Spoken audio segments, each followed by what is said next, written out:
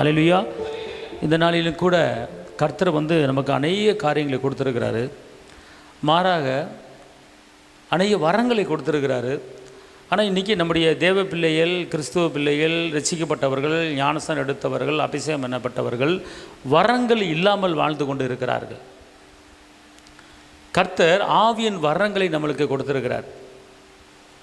அந்த ஆவியின் வரங்கள் எதுக்கு கொடுத்துருக்கிறார் அப்படின்னு கேட்டால், வாசிங்க 1 கொரிந்தியர் 12:8-11. எப்படி எனில் ஒருவனுக்கு ஆவியினாலே ஞானத்தை போதிக்கும் வசனமும். யாருங்க, ஞானம் இருந்தால் தான் போதிக்க முடியும், ஞானம் இருந்தால் தான் செயல்படுத்த முடியும். அடுத்து, வேறொருவனுக்கு அந்த ஆவியினாலேயே அறிவை உணர்த்தும் வசனமும். அப்போ அறிவில்லாத சில வேலைகளை நம்ம பண்ணிடுறோம். ஆனால் அறிவோடு செயல்படும்படி, அறிவோடு பேசும்படி, அறிவோடு இருக்கும்படி அறிவை உணர்த்துகிற ஒரு வசனம், அதுதான் ஒரு வரம். அடுத்து, வேறொருவனுக்கு அந்த ஆவியினாலேயே விசுவாசமும், வேறொருவனுக்கு அந்த ஆவியினாலேயே குணமாக்கும் வரங்களும், வேறொருவனுக்கு அற்புதங்களை செய்யும் சக்தியும், வேறொருவனுக்கு தீர்க்க தரிசனம் உரைத்தலும், வேறொருவனுக்கு ஆவிகளை பகுத்தறிதலும், வேறொருவனுக்கு பற்பல பாஷைகளை பேசுதலும், வேறொருவனுக்கு பாஷைகளை வியாக்கணம் பண்ணுதலும் அளிக்கப்படுகிறது. அல்லேலூயா. கவனிங்க, மொத்தம் இங்கே 9 வரங்கள் கொடுத்துருக்கிறது. இந்த 9 வரங்கள் ஒரு மனிதனுக்குள்ளே செயல்பட்டால் அவன் சாதிக்க முடியாத காரியத்தை சாதிக்கலாம். எப்படி, இது யார் கொடுக்குறா அப்படின்னு கேட்டால், ஆவியானவர் கொடுக்குறார். அந்த ஆவியானவர் ஒவ்வொருவருக்கும் ஒரு வரத்தை கொடுக்குறார். அதான் என்ன சொல்லப்பட்டிருக்கு, வேறொருவனுக்கு. அப்போ எல்லாத்துக்குமே ஒவ்வொரு வரத்தை கொடுக்குறார். ஆனால் அந்த எந்த வரம் வேணும் அப்படின்னு நீங்கள் விரும்பி நீங்கள் கேட்டீங்கன்னா அந்த வரத்தை கொடுப்பார்.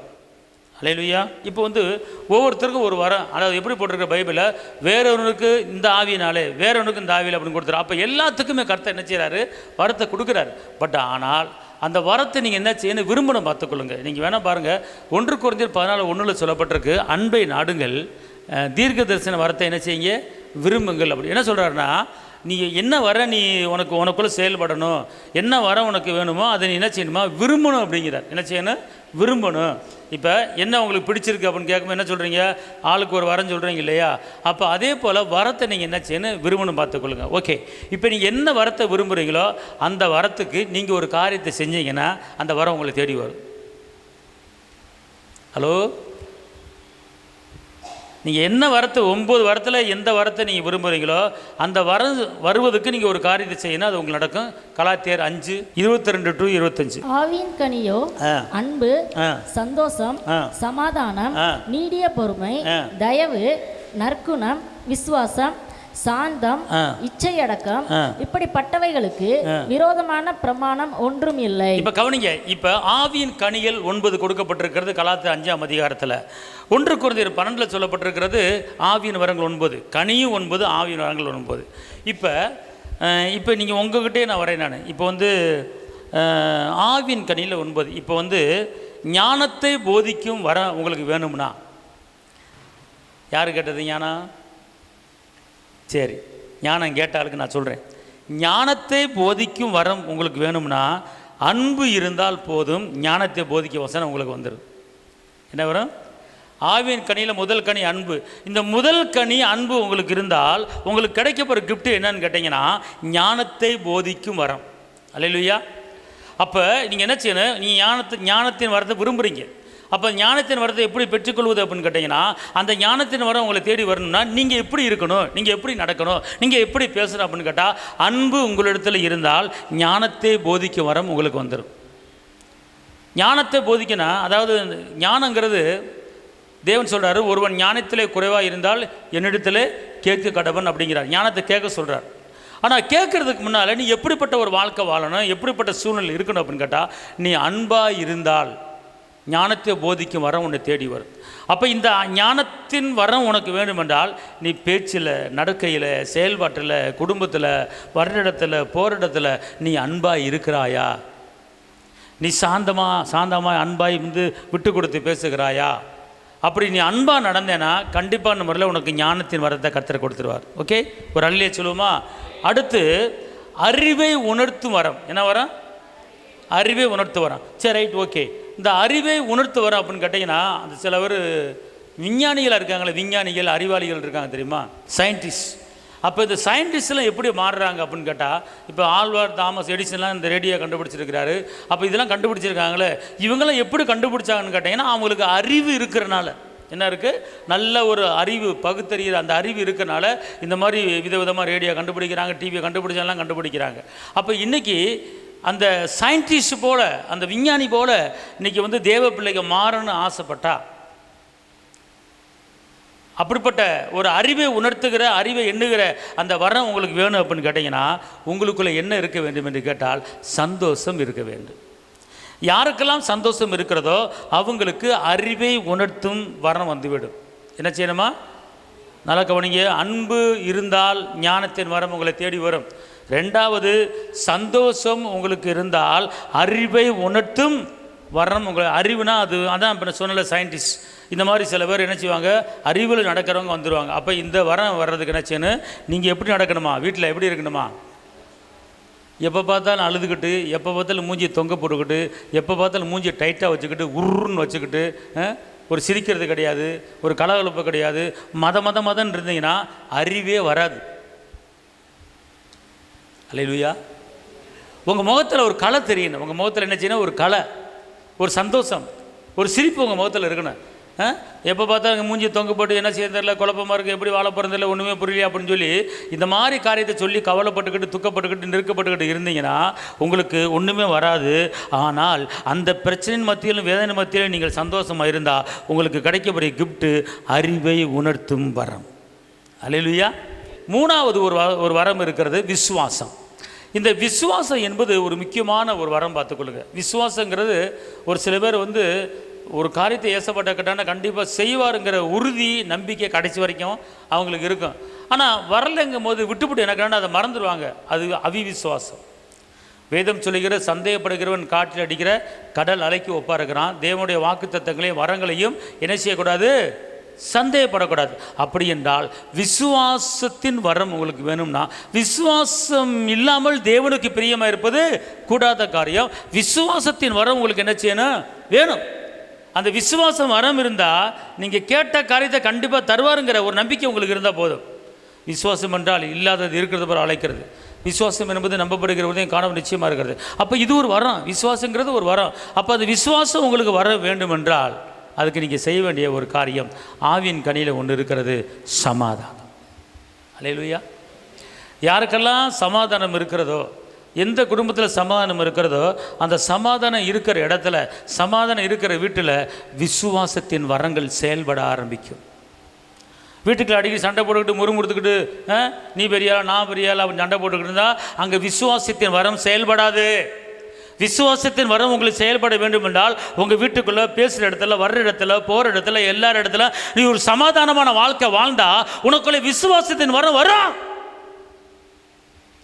சமாதானம் இல்லாமல், அன்பாக இல்லாமல் நீ வந்து சமாதானம் வேணும்னா வராது. அப்போ என்ன சொல்கிறாருன்னா, நீ வந்து சமாதானமாக இருந்தால் உனக்கு விசுவாசத்தின் வரத்தை நான் தருவேன் என்று வாக்கு பண்ணுகிறார். அல்லேலூயா சொல்லுங்கள். அடுத்து குணமாக்கும் வரங்கள். அடுத்து என்னது, நோட் பண்ணிக்க. அதுக்கு இங்கே இருங்க, எந்த வரம் வேணுமோ அதுக்கு பாயிண்ட்டை கொடுக்குறேன், நோட் பண்ணிக்கொள்ளுங்க. குணமாக்கு வரங்கள் நமக்கு வேணும் அப்படின்னு கேட்டால், குணமாக்கு வரத்துக்கு நம்ம என்ன செய்யணும் அப்படின்னு கேட்டிங்கன்னா, நீடிய பொறுமை. என்ன செய்யணுமா, நீடிய பொறுமையை போட்டு குணமாக்க வரன்னு போடுங்க. ஏன்னா நீடிய பொறுமையை குணமாக்கும். ஒவ்வொரு கனிக்கும் ஒவ்வொரு வரம். இங்கே நான் சொல்கிறேன், திருப்பி சொல்கிறேன் பாருங்கள். அன்பு இருந்தால் ஞானத்தை போதிக்கும் வசனம் உங்களுக்கு வந்துடும். சந்தோஷம் இருந்தால் அறிவை உணர்த்தும் வசனம் உங்களுக்கு வந்துடும். சமாதானம் இருந்தால் விசுவாசம் உங்களுக்கு வந்துடும். நீடிய பொறுமை இருந்தால் உங்களுக்குள்ளே ஒரு குணமாக்கு வரம் வந்துடும். ஒரு அல்லேலூயா சொல்லுங்கள். பாருங்கள், ஒவ்வொரு வரத்தை பெற்றுக்கொள்வதுக்கு நீ எதில் நீங்கள் சரியாக ஆகணும், எதை நீ சரி பண்ணணும் அப்படின்னு கேட்டால், உன் வாழ்க்கையில், உன் குடும்பத்தில் அவசரப்பட்டு எந்த காரியத்தையும் செய்யக்கூடாது. எல்லாவற்றிலுமே ஒரு பொறுமை தேவை. பொறுமையாக என்ன செய்யணும், இருக்கணும். அதுக்கு பேர் தான் நீடிய பொறுமை. அப்போ நீடிய பொறுமை எங்கெல்லாம் இருக்கிறதோ, நீடிய பொறுமை எந்த குடும்பத்தில் இருக்கிறதோ, நீடிய பொறுமை யாருக்கு இருக்கிறதோ அவங்களுக்குள்ளே ஒரு வல்லமையின் வரம் இருக்கிறது. அதுக்கு பேர் தான் குணமாக்கும் வரம். நீங்கள் யாருக்கு வேணாலும் போய் ஜெபிக்கலாம், குணத்தை பெற்றுக்கொள்ள அப்படிப்பட்ட கிருபை இருக்கிறது. அடுத்து, தீர்க்க தரிசன வரத்தை விரும்புகிறவர்கள் என்ன செய்யணும்? ஹலோ, எனக்கு தீர்க்க தரிசனம் வர வேணும்னு கேட்டீங்களே. தீர்க்க தரிசனம் வர வேணும்னா நீங்கள் செய்ய வேண்டிய காரியம் என்னது? நற்குணம். நற்குணம் போடுங்க. தீர்க்க தரிசனத்துக்கு பெற்றுக்கொள்ள நற்குணம் இருந்தால் தீர்க்க தரிசனம் வர என்ன செஞ்சிருமா? வந்துருமா. அப்போ என்ன செய்யணுமா? தீர்க்க தரிசன வரத்தை பெற்றுக்கொள்ளும் சாதாரணமாக அவர் கொடுக்க மாட்டார். உங்களுக்கு நல்ல குணங்கள் எப்போது இருக்கிறது? உங்கள் குணம் எப்படி குணமாக இருக்கணுமா? நல்ல குணம். சரி, நல்ல குணம்னா என்ன? கெட்ட குணம்னா என்ன? நீங்கள் கெட்ட குணத்தோடு நீங்கள் தீர்க்க தரிசன வரத்தை விரும்புனீங்கன்னா தீர்க்க தரிசன வரம் கிடைக்காது உங்களுக்கு. ஆனால் நீங்கள் நல்ல குணமாக இருந்தீங்கன்னா தீர்க்க தரிசன வரம் நீங்கள் கேட்காமல் உங்கள் மேலே தலையில் வந்து உட்காந்துரும். அல்லேலூயா, அல்லேலூயா. உங்களை குறித்து நீங்கள் அறிந்து கொள்ள முடியும் தீர்க்க தரிசனம். உங்கள் மகளை குறித்து மகனை குறித்து அறிந்து கொள்ள முடியும் தீர்க்க தரிசனம். தேசத்தை குறித்து இதெல்லாம் தீர்க்க தரிசனம் ஆண்டு வெளிப்படுத்துவார். எப்போ வெளிப்படுத்துவார்? உங்களுக்குள்ளே நல்ல குணங்கள் எப்போது இருக்கிறது? எப்போது நல்ல குணம் இருக்கிறது? நல்ல குணம் இருக்கிற இடத்துல தீர்க்க தரிசனம் வர ஆட்டோமேட்டிக்காக வந்துடும். அல்லேலூயா. நல்ல குணம் என்ன சொல்லுங்கள் பாப்பா யாராச்சும். யாருக்கு தீமை செய்யக்கூடாது, தீமை நினைக்கக்கூடாது. நல்ல குணங்கள். யாருக்கும் கெடுதி நினைக்கக்கூடாது, யாரை பற்றியும் குறை சொல்லக்கூடாது, யாரை பற்றியும் குற்றப்படுத்தக்கூடாது, யாரை பற்றியும் கேலி பண்ணக்கூடாது, யாரை பற்றியும் விமர்சிக்கக்கூடாது.